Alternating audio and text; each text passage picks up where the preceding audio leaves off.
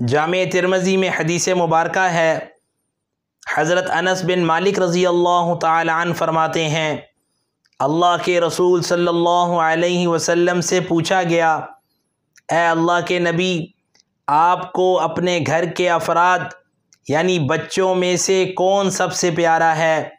اللہ کے نبی صلی اللہ علیہ وسلم نے فرمایا، حسنین یعنی حضرت حسن اور حضرت حسین رضی اللہ تعالی عنہما۔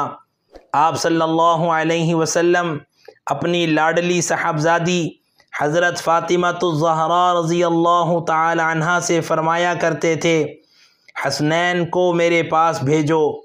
جب حضرات حسنین کریمین رضی اللہ تعالی عنہما آپ کے پاس تشریف لے آتے تو آپ ان کا سر مبارک سونگھتے اور اپنے سینے سے لگاتے تھے۔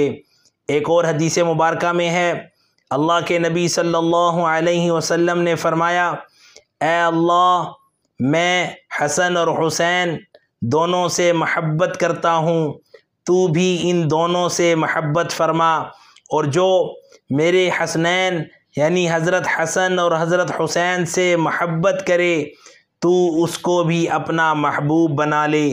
اللہ سبحانہ و تعالی ہم سب کو حضرات حسنین کریمین رضی اللہ تعالی عنہما سے محبت کی برکت سے اپنا محبوب بندہ اور رسول اللہ صلی اللہ علیہ وسلم کا محبوب امتی بنا دے۔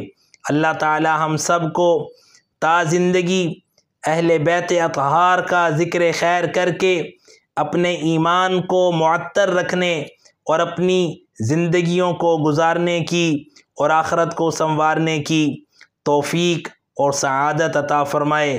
اللہ تعالی ہم سب کا حامی و ناصر ہو۔